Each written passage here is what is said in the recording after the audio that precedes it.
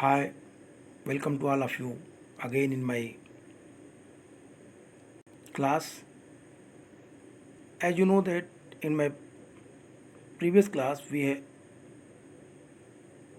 have discussed about class 8 SST in the civics chapter 4 understanding law, where we have read what is the meaning of law and how it is implemented on our society and who have power to making law also. We have read what is the meaning of sedition act, what is the meaning of Rowlatt Act, and how can the colonial rulers using the law in favor of British Empire. We have also discussed about that the Indians taking interest in the district courts and they fought against the Britishers in the favor of their own people, Indians also. Today we will start the paragraph with the adaptation of the Constitution. This document served as the foundation on which our the representative began making law for the country. Every year, our representatives pass several new laws as well as amend the exciting ones.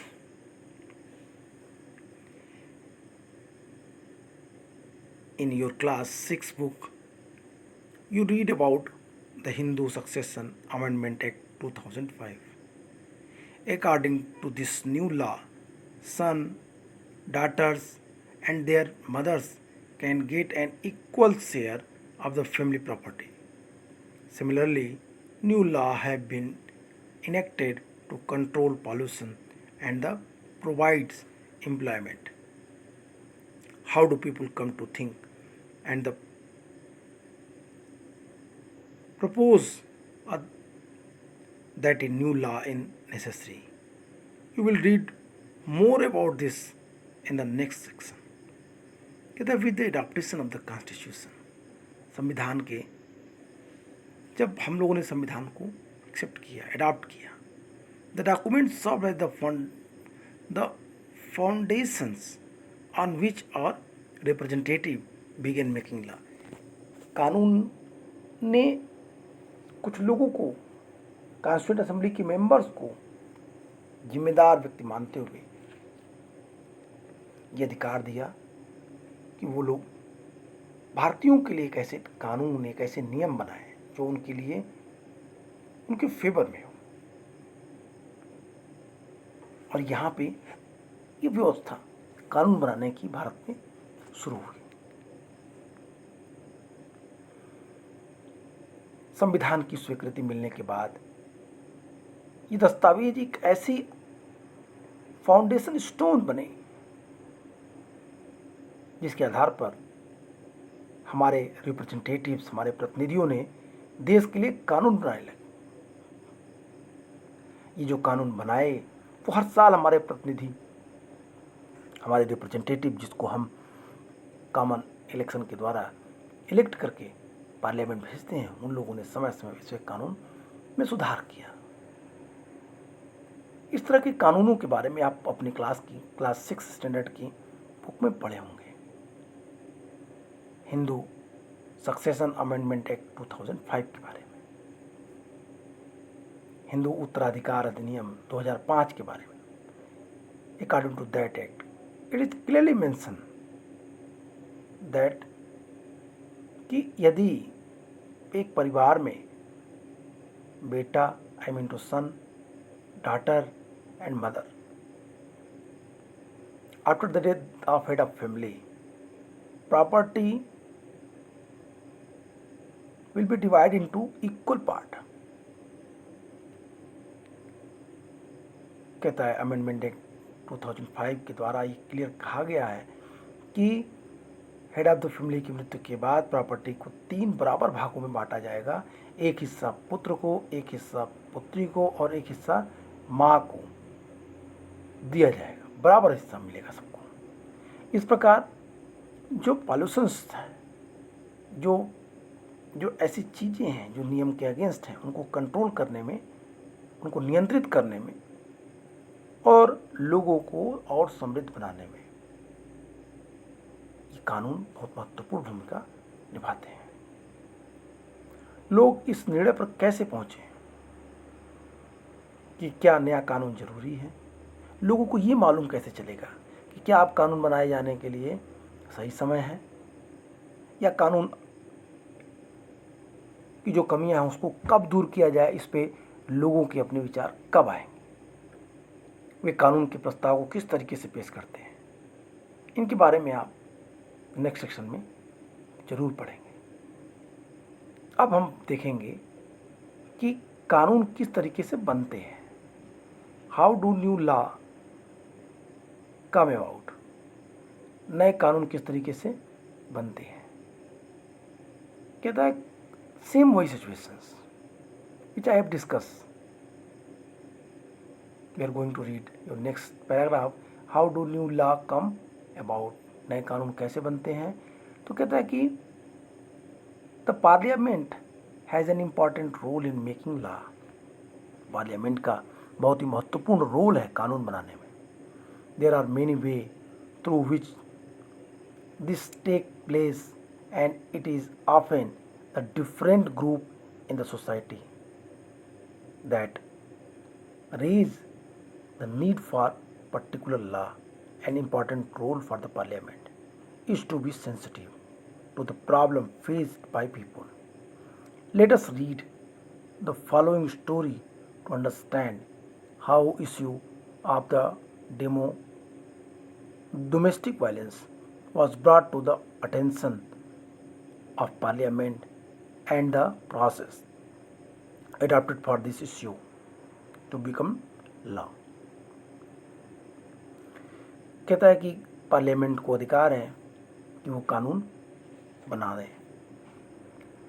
ये कानून बनाने के संसद की एक महत्वपूर्ण भूमिका की बात यहाँ पे करता है। ऑथर आपको ये भी बताता है, लेखक आपको ये बताना चाहता है कि वो रिप्रेजेंटेटिव जिनको हम इलेक्ट करते हैं, संसद भेजते हैं, पार्लियामेंट भेजते हैं, वो लोग हमारे लिए कानून बनाते हैं। यह प्रक्रिया कई तरीके से आगे बढ़ती है। आमतौर पर सबसे पहले समाज के विभिन्न समूह ही किसी खास कानून के लिए आवाज़ उठाते हैं। ये संसद की जिम्मेदारी है, पार्लियामेंट की जिम्मेदारी है। It is the responsibility of parliament that क्या करे? To be sensitive to the problem faced by people. Let us read the following story to the understand. कह रहा है कि ये पार्लियामेंट की जिम्मेदारी है कि वो इस तरह के कानूनों को बनाए, लोगों के सामने आ रही समस्याओं के प्रति संवेदनशील हो। कहता आइए देखें कि घरेलू हिंसा के सवाल पर किस तरीके से संसद के सामने आया और घरेलू हिंसा की रोकथाम के लिए कानून बनने के लिए क्या प्रक्रिया ली गई। ये डोमेस्टिक वायलेंस के बारे में बात कर रहा है। क्या बात करते हैं जरा देखिए, इनको कहता है क्लियर, थोड़ा समय इसको। कहता है domestic violence refer to the injury of the harm or threat of injury or harm caused by an adult male, usually the husband against his wife. Injury may be caused by physically beating up the woman or emotionally abusing her.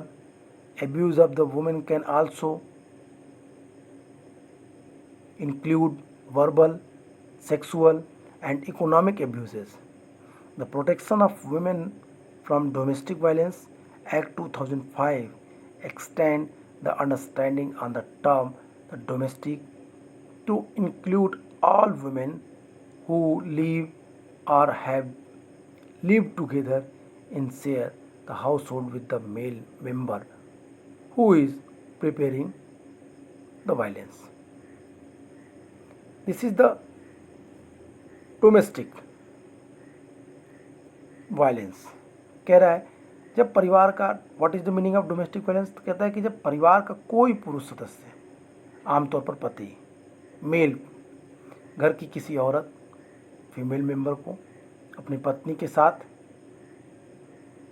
मारपीट करता है, उसे चोट पहुंचाता है, या मारपीट अथवा चोट दोनों पहुंचाता है, तो ऐसी स्थिति में dear student, what is the meaning of domestic violence?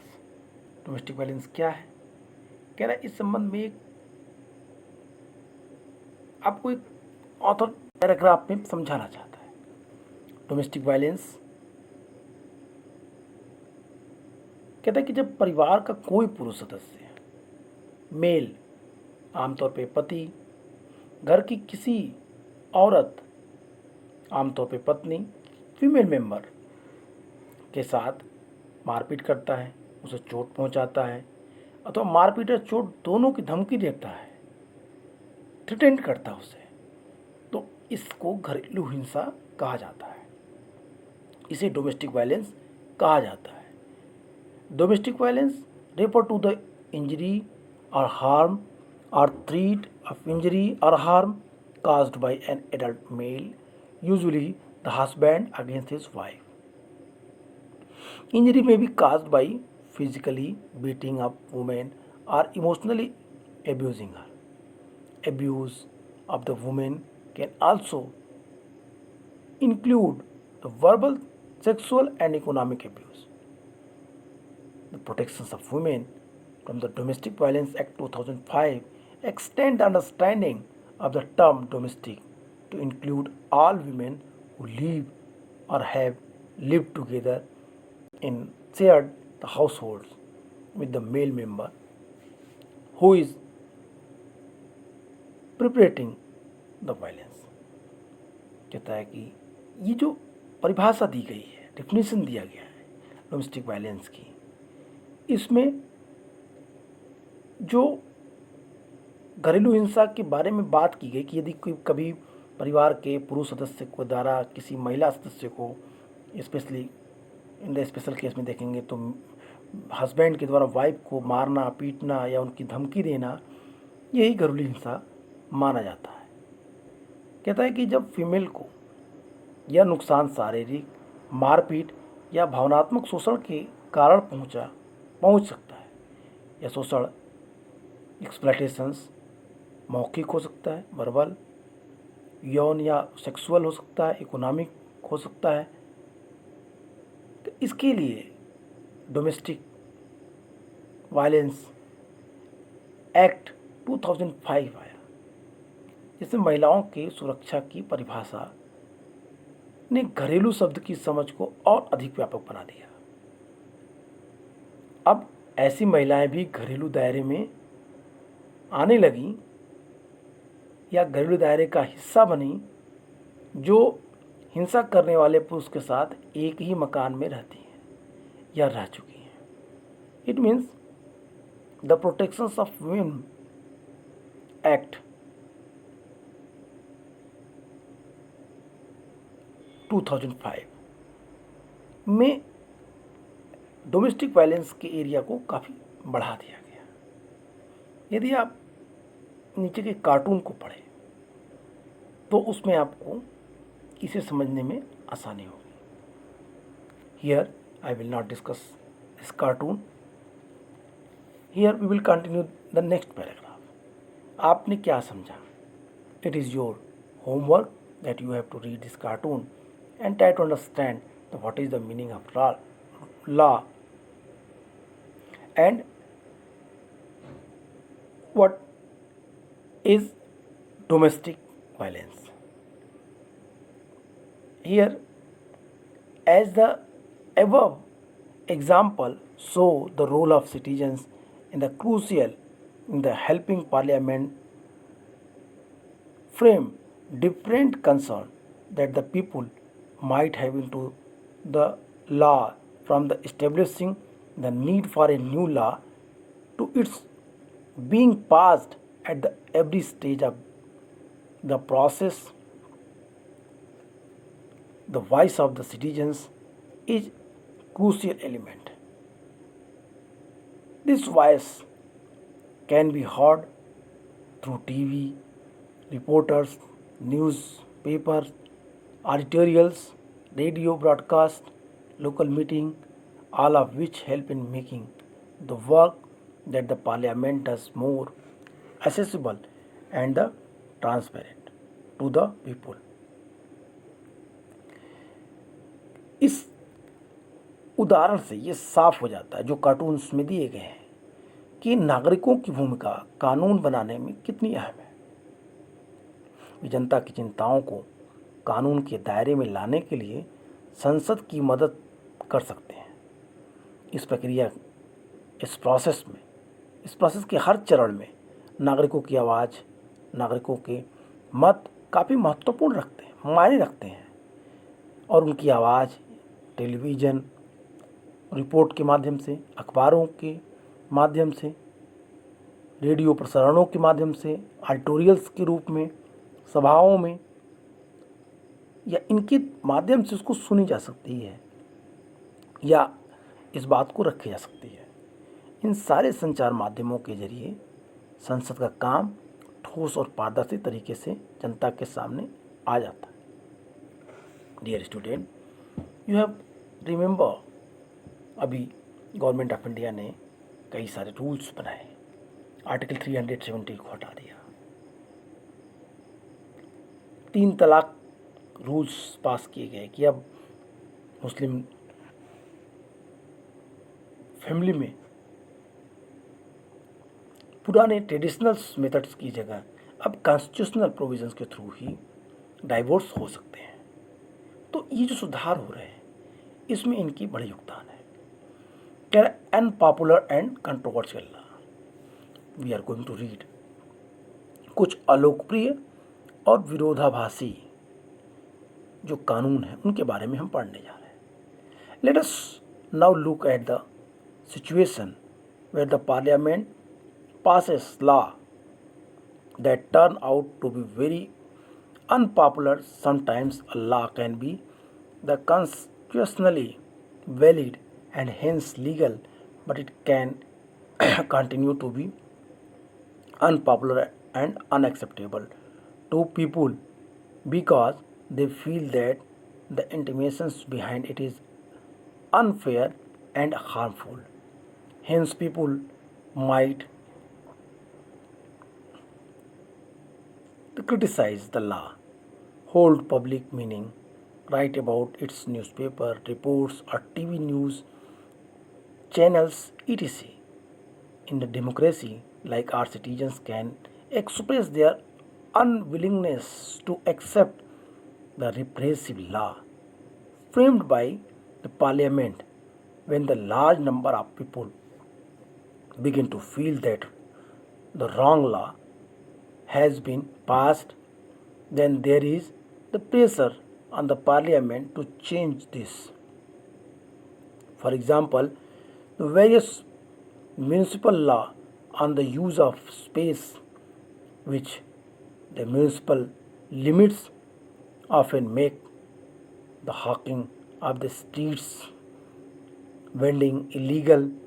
No one will dispute the necessity for some rules to keep the public space open so people can walk on the pavements easily. However, one also cannot deny that hawkers, vendors provide essential services cheaply and efficiently to the millions living in the large city. This is their means of the livelihood. Hence, if the law favors one group and the disregards the other, it will be controversial and lead to conflict. People who think that the law is not fair can approach the court of decide on the issue. The court has power to modify or cancel law if it finds that they don't adhere to constitution. Do you remember that the photo usually on the women's movement in the class 7th book? The photo there showed the different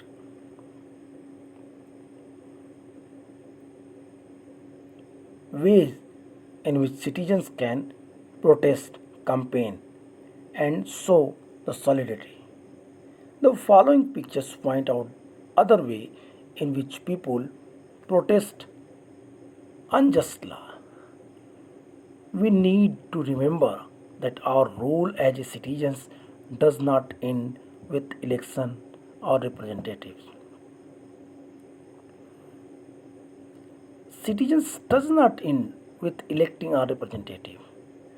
Rather, it is then that we begin to use newspapers and the media to carefully chart the work that is being done by our MPs and criticize their action when we feel it is required. Thus, what we should bear in mind is that it is the extent, involvement, and enthusiasm of the people that help Parliament perform its the representative functions properly. My dear student, unpopular and controversial law. In this chapter, we will see that some rules and some law which has passed by our parliament, it was sometime become controversial. What? Let us now look. कई बार संसद एक ऐसा कानून पारित कर देती है जो बेहद अलोकप्रिय साबित होता है।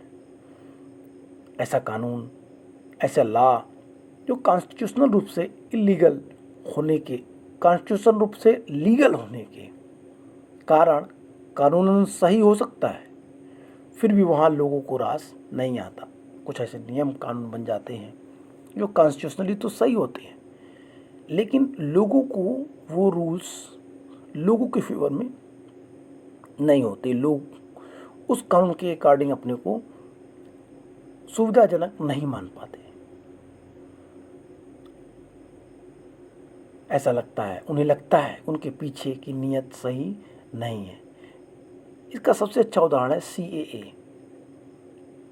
CAA वर्तमान समय में भारत में सबसे बड़ा मुद्दा है। भारत सरकार ने कानून बनाया, लेकिन बड़े पैमाने पे भारत में कई राज्यों में इसका विरोध किया गया। क्यों? क्योंकि भारतीयों को, कुछ लोगों को लगा कि ये उनके फेवर में नहीं है, इसलिए लोग उसकी आलोचना कर सकते हैं, उसके खिलाफ जनसभाएं कर सकते हैं, अखबारों में लिख सकते हैं, टीवी चैनलों में रिपोर्ट भेज सकते हैं, और हमारे जैसे लोकतंत्र में आम नागरिक संसद द्वारा बनाए जाने वाले जो दमनकारी रिप्रेसिव लॉ है उन कानूनों के बारे में अपनी असहमति व्यक्त कर सकते हैं। जब बहुत सारे लोग यह मानने लगते हैं कि गलत कानून पारित हो गया, तो संसद के ऊपर भी उस कानून का दोबारा विचार करने का दबाव पड़ता है, प्रेशर पड़ता है। When the large number of people begin to feel that the wrong law has been passed, then there is pressures on the parliament to change this. For example, उदाहरण के लिए कहता है, the various municipal law on the use of the space within the municipal limits often make hawking and street vending illegal. कहता है, उदाहरण के लिए नगर पालिकाओं की सीमाओं के भीतर जगह जगह इस्तेमाल से संबंधित विभिन्न नगर पालिका कानून में पटरी पर, उन नगर पालिकाओं के कानून के आधार पर पटरी पर जो दुकान लगाने वाले, फेरी लगाने वालों को गैर कानूनी घोषित कर दिया गया। इसमें कोई संदेह नहीं कि सार्वजनिक स्थानों को साफ सुथरा और खुला रखने के लिए कुछ नियम और कानून आवश्यक है, तभी लोग आसानी से फुटपाथों पर चल पाएंगे। लेकिन हम इस बात को भी नज़रअंदाज नहीं कर सकते कि पटरी वाले एवं फेरी वाले किसी भी बड़े शहर में रहने वाले लाखों लोगों की ज़रूरतों, उनकी ज़रूरी चीज़ों और सेवाएं जो बहुत सस्ती कीमत पर कुशलतापूर्वक पहुंचाते हैं, इसी से उनकी रोजी रोटी भी चलती है। तो अगर कानून किसी एक समूह की हिमायत करता है और दूसरे समूह की उपेक्षा करता है, इस पर विवाद खड़ा होगा और टकराव की स्थिति पैदा हो जाएगी। जो लोग सोचते हैं कि संविधान कानून जो लोग ये सोचते हैं कि संबंधित कानून सही नहीं है, वे इस मुद्दे पर फैसले के लिए अदालत की शरण में जा सकते हैं, कोर्ट में जा सकते हैं। The court has the power to modify और cancel law if it find that they don't adhere to constitution. कहता है ये कानून संविधान के विरुद्ध है तो वो जो कोर्ट है, अदालत है, वो इसमें संशोधन भी कर सकती है और उसे रद्द भी कर सकती है, एडियर कर सकती है। हमें इस बात को ध्यान रखना चाहिए। नागरिकों के रूप में हमारी भूमिका प्रतिनिधियों के चुनाव के साथ खत्म नहीं होती। It is not only our duty to elect our representative. After electing our representative, we should play active role in democracy. We have to ask for our right. हमें अपने केवल अधिकारों की मांग नहीं करनी चाहिए। We should not only ask for our rights, but also we have to put it on the questions if we feel that our representative not doing well. हमारा रिप्रेजेंटेटिव अगर अच्छे से काम नहीं कर रहा तो हमें इसके ऊपर क्वेश्चन पूछने का भी अधिकार है और हमें उससे क्वेश्चन करना चाहिए। ज़रूरत पड़ने पे हमें उसे क्रिटिसाइज़ भी करना चाहिए अपने रिप्रेजेंटेटिव को। इस प्रकार हमें इस बात का सदा ध्यान रखना चाहिए कि लोगों की ज़िंदगी, लोगों की जितनी हिस्सेदारी और जिम्मेदारी होगी, जितने उत्साह से वो जुड़ेंगे, उतना इस संसद को अपना काम सही ढंग से करने में मदद मिलेगी। अब इस चैप्टर के बाद आप बहुत सारी चीज़ों को समझ सकते हैं। फ़ोटो को देखिए, कहता है कि आप इस फ़ोटो को देखेंगे तो आप कहता है कि ये आप इसके बारे में क्लास 7th में पढ़ चुके होंगे। यहाँ पे कुछ लोग विरोध प्रदर्शन कर रहे हैं। कुछ तस्वीरों को देखिए, टीवी सीरियल्स पे दिखाए गए उनको। अभी वर्तमान समय में now that time it is very important matter, the Taiwan matter and Hong Kong matter. If you will minutely observe about the news, TV news, then you can easily find that what I am saying, how the Taiwanese protest against China rule, किस तरीके से China में Taiwan के लोग China के कानूनों का विरोध कर रहे हैं। तो कहता है कि हम कानूनों को कैसे समझें और कानून कैसे सही तरीके से बने, इस पे विचार करें। कहता है कि सिर्फ हमारी ड्यूटी इतनी ही नहीं है कि हम अपने रिप्रेजेंटेटिव को चुनें और उन्हें संसद भेज दें, बल्कि after electing our representative the duty of common people, the duty of citizen of India काफ़ी बढ़ जाती है। कहता है कि समय समय पे भारतीय नागरिकों को या देश के नागरिकों को जो अपने रिप्रेजेंटेटिव को भेजते हैं, वो अपने रिप्रेजेंटेटिव के कामों को क्रिटिसाइज़ करें। अगर अच्छे काम है तो उनकी तारीफ भी करें। कोई ऐसा कानून है जो समाज के अगेंस्ट है तो उनके खिलाफ आवाज़ उठाएं, और ऐसा अगर वो करते हैं तो संसद को अच्छे कानून पास करने के लिए काफ़ी मदद मिलेगी। मैंने जैसा आपसे कहा, but I told you that if you will see the TV serials, TV news, then you can easily understand about the modern scenario which happened in Taiwan, which happened in Hong Kong. There are some restrictions imposed on Hong Kong and Taiwan by China. They face so many difficulties in the citizen of particular that regions. They denied the rules which is imposing by China on their territories. जो rules बनाए जा रहे हैं उसका वो विरोध कर रहे हैं। तो कह रहा है कि इस तरीके के कानूनों का विरोध किया जाना जो मानव के विकास में, मानव समाज के उत्थान में विरोधी हो, उसका विरोध भी किया जाना चाहिए। इस तरीके से इस चैप्टर में कुछ एक्सरसाइजेज हैं, आप उन्हें एक्सरसाइज करिए। ग्लोसरी में कुछ वर्ड्स हैं, आप इन वर्ड को देखिए। Criticize, what is the meaning of criticize, what is the meaning of violation, what is the meaning of seditions and repressive. You have to read and learn this glossary word. This is very important for your exam. And you have to write about the exercise questions, question 1, question 2, question 3 and question 4. And if you have any doubt, you can discuss, you can ask me in my online class. Okay. आज के लिए इतना ही। Next video में हम आपके chapter 5 पे बात करेंगे। Take care, good bye, thank you.